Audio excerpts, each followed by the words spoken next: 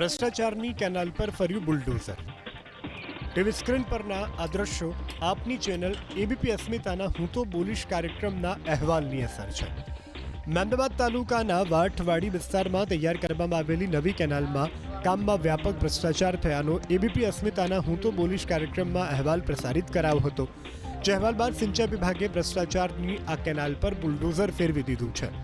2 કરોડથી વધુના ખર્ચે તૈયાર કરાયેલી આ કેનાલમાં હલકી ગુણવત્તાના મટીરિયલનો ઉપયોગ થયો હોવાનો ધારાસભ્ય અર્જુનસિંહ ચૌહાણે આરોપ લગાવીને નિરીક્ષણ પણ કર્યું હતું, જેમાં નવી બનેલી કેનાલની કામગીરીમાં પોલમપોલ જોવા મળી હતી। સામાન્ય દબાણથી પણ કેનાલમાં ગાબડા પડી રહ્યા હતા। કોન્ટ્રાક્ટરોના પાપે ભ્રષ્ટાચારનો ભોગ બનેલ આ કેનાલનો અહેવાલ હું તો બોલીશ કાર્યક્રમમાં પ્રસારિત થતાં જ પ્રશાસન એક્શનમાં આવ્યો।